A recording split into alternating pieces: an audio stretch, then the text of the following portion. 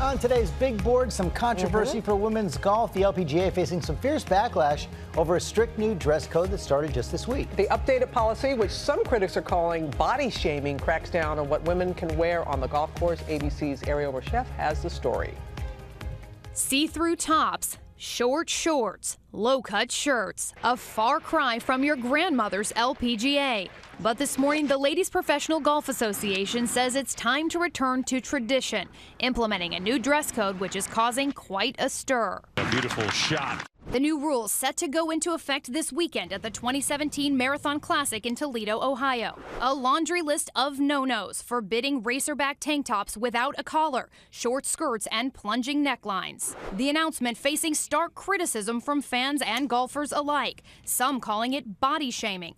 One Twitter user posting this picture from The Handmaid's Tale with a sarcastic comment, some ladies preparing for play under the new LPGA dress code. Pro golfer Paige Spiranek, who has been criticized in the past for her choice in clothing, also chiming in, tweeting, untucked shirts and clothes that don't fit, too tight or loose should be added, because I think that looks unprofessional as well too. For players like Michelle Wie and others who compete in more modern athletic attire, failure to abide could mean a $1,000 fine. For Good Morning America, Ariel Reshef, ABC News, New York. Let's talk to Sarah Spain from ESPNW right now. Sarah, thanks for joining us. What do you think?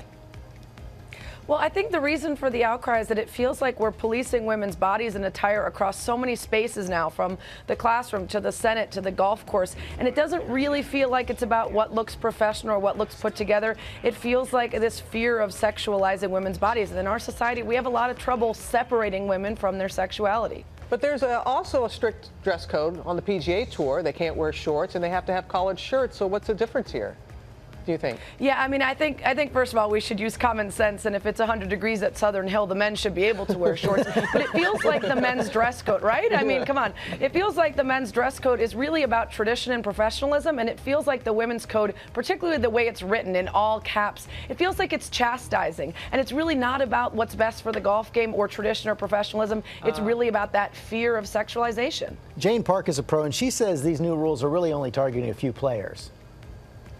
Yeah, I think that's potentially true. A lot of the more traditional players might not notice. Some of the more savvy players who know that expectations for female athletes are not only to be dynamos on the course, but also be appealing to sponsors and endorsers might notice it a little more.